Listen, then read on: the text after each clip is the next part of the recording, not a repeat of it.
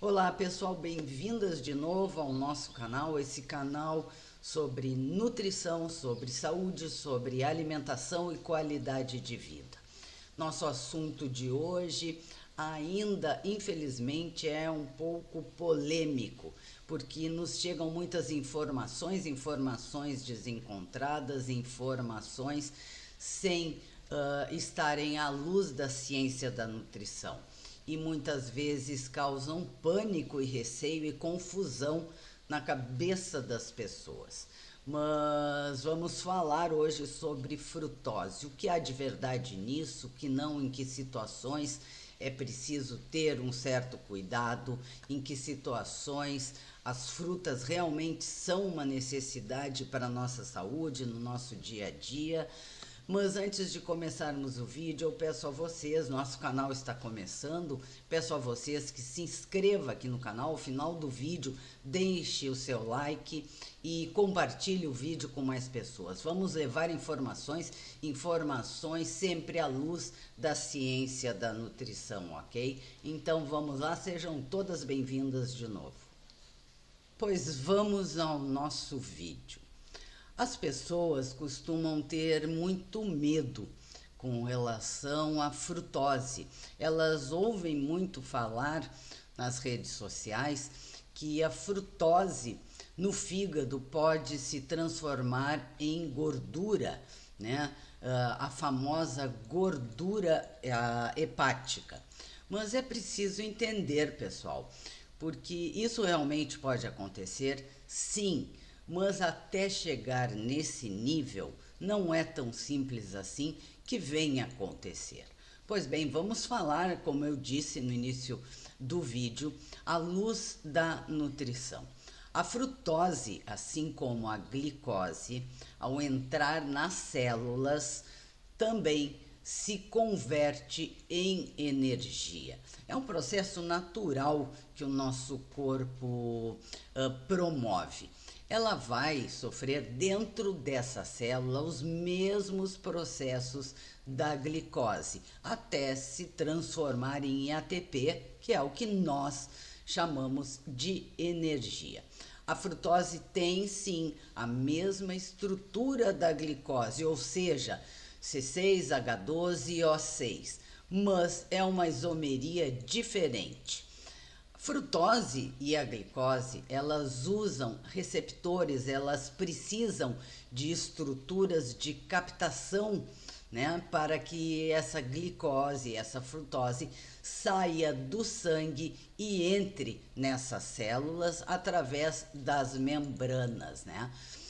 No caso da glicose, ela precisa obrigatoriamente de insulina.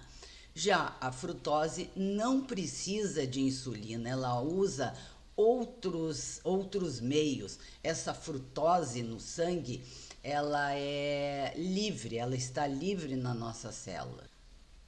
O único órgão do nosso corpo que usa frutose numa forma isolada como valor energético é o fígado. Nós sabemos, inclusive, que o nosso cérebro também e outras células precisam de glicose, usam glicose como fonte de energia, mas o fígado usa a frutose nessa forma isolada dela. É o fígado que vai metabolizar essa frutose e transformá-la em algo, vamos dizer assim, menos ruim, que vai ser posteriormente eliminada pelos rins. O que pode acontecer, né? Será que somente consumindo frutose, a frutose, que é o açúcar oriundo das frutas, vai fazer com que esse fígado, por exemplo, a converta em ácido úrico e vai acabar causando alguma lesão renal? Também vai levar ao aumento da pressão arterial, a resistência à insulina. Então, nós temos que saber isso aqui. Por exemplo, sim, com relação à resistência à insulina, essa frutose em excesso, ela inibe um hormônio que nós chamamos de leptina. Essa leptina, esse hormônio, nos confere saciedade. É aquele hormônio que avisa o nosso cérebro que podemos parar de comer, que já estamos satisfeitas, né? Mas quando há um excesso de frutose, nós perdemos essa conexão, nós perdemos essa sinalização de saciedade. Uma coisa é você comer a fruta com a fibra, né, com o bagaço. A outra é diferente, que é tomar o suco da fruta. Quando nós comemos a fibra, a frutose dessa fibra, né, dessa fruta, aliás, desculpa, vem com a fibra além da frutose. E aí ela vai ser posteriormente eliminada pelas fezes. E nós temos frutas com índices glicêmicos e cargas glicêmicas diferentes, né? E eu já falei em outros vídeos que nós temos que saber diferenciar a carga glicêmica do índice glicêmico. O índice glicêmico, ele nos diz a velocidade com que a glicose vai se transformar em açúcar. Nos diz se nós teremos picos ou não dessa glicose. Todas as frutas são iguais? Não, não são. Por exemplo, uma fruta que é muito comentada nas redes sociais e as pessoas aí pegaram um pânico de consumir, por exemplo, a melancia. A melancia tem um alto índice glicêmico, mas ela tem uma carga glicêmica muito baixa. Então nós precisamos atentar a isso. Se você, por exemplo, não tem um nutricionista para te orientar, uma dica que eu deixo aqui para vocês é que quando for consumir frutas, dê sempre preferência às frutas vermelhas, né? Já que você não vai saber combinar as frutas, então prefira frutas vermelhas como morango, como framboesa, como amora, por exemplo, né? Mas o que acontece realmente no nosso fígado com essa frutose? Bom, pessoal, prestem atenção aqui. No fígado, nós temos uma enzima que se chama isomerase, que tenta bloquear essa frutose no sentido de tentar evitar que essa frutose se transforme em gordura hepática. Ajuda o nosso organismo a transformar a frutose em glicose, para assim usá-la como energia. É uma via, como eu costumo dizer, uma via de proteção. Na verdade, nós temos duas vias de proteção que acontecem no nosso corpo. Uma é que a frutose entra nas células, né, e sofre vários processos até se transformar em energia, e a outra é exatamente essa que acontece no fígado pela ação dessa enzima isomerase, né? Para que também ela seja, a frutose, convertida em energia. A frutose, pessoal, vai sempre tentar se converter em glicose e em frutose 6-fosfato, que não vem ao caso aqui para vocês, mas a finalidade no nosso organismo é que essa frutose se transforme em energia como a glicose. Enquanto a frutose que nós consumimos for apenas oriunda das frutas, é muito difícil que ela seja convertida em gordura hepática. Então não é tão assim quanto esse terrorismo que as pessoas pregam por aí. A quantidade que a fruta nos dá de frutose é muito difícil que ela seja convertida em gordura no fígado. Isso acontece no caso assim da pessoa, uma pessoa que já tenha consumido, que consuma, por exemplo, que tenha no seu dia a dia uma alimentação hiperglicídica. Aí, claro, né, aliando essa alimentação hiperglicídica com mais frutose, aí pode ser sim que isso aconteça. Aquela alimentação à base de farinhas, aquela alimentação com excesso de açucarados, esses produtos de padaria, pães, também os produtos industrializados, né? Os quais sofrem muita adição de frutose, isso é muito comum. Tem comigo, pessoal. Se vocês já têm uma alimentação hiperglicídica, né? Essa alimentação americanizada e essa alimentação à base dessas farinhas, desses açúcares, como eu falei, e você vai consumir mais frutose, mais as frutas. Isso é comum de acontecer durante as refeições, por exemplo. Assim comigo, pessoal.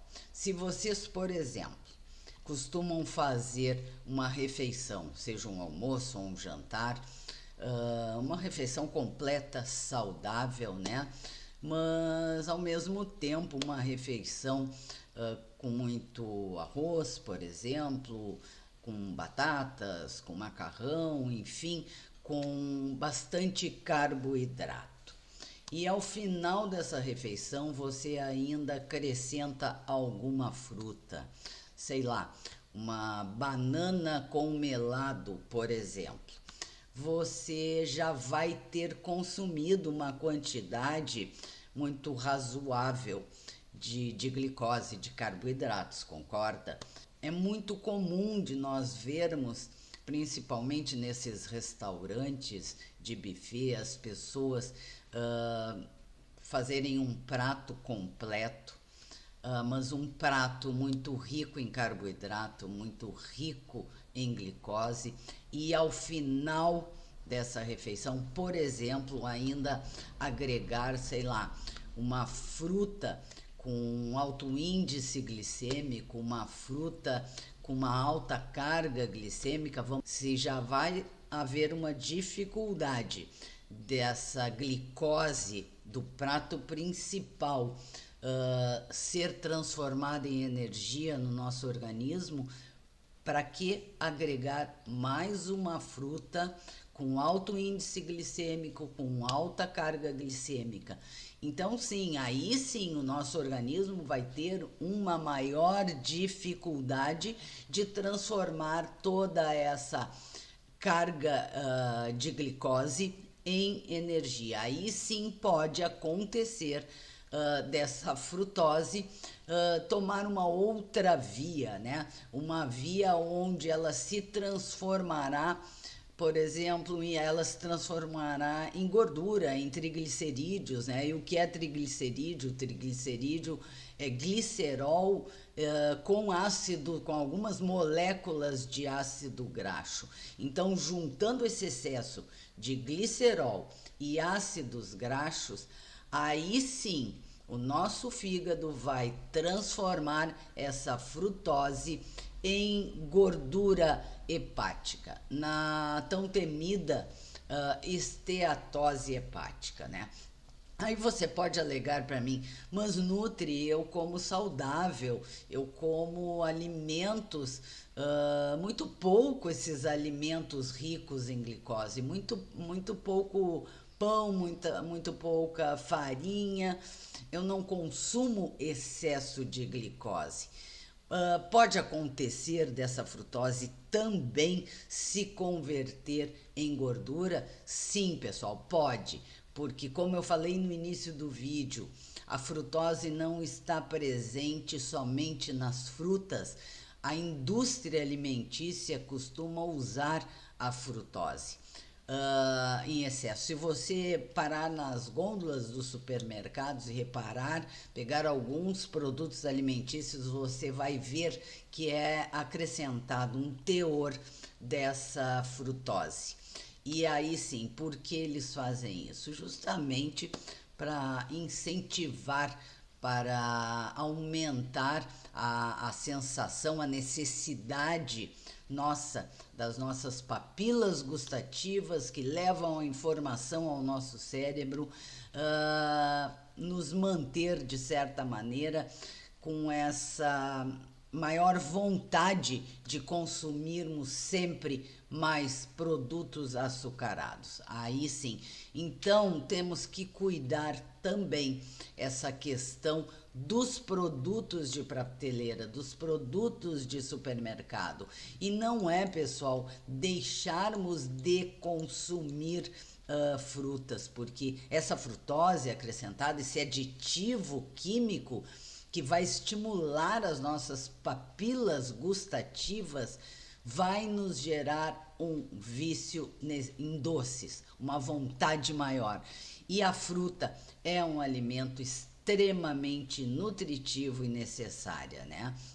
O açúcar advindo das frutas, seja se você come 4, 5 a 7 frutas por dia dentro de uma refeição saudável, de uma refeição equilibrada, não vai ser suficiente que a frutose dessa fruta se transforme em gordura visceral. Não vai ser suficiente para que essa frutose destas frutas se transforme em gordura hepática.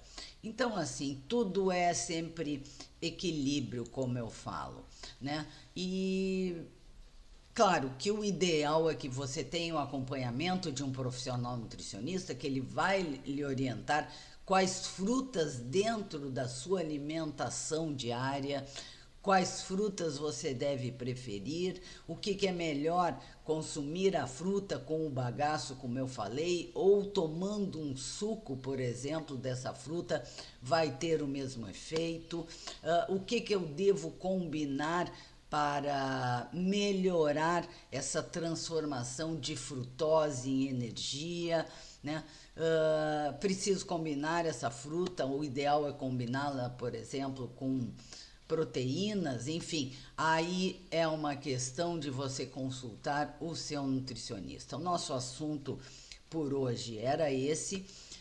Vamos desmistificando aqui no canal esses mitos, esses pânicos que algumas pessoas, por desinformação, acabam levando a maioria das pessoas.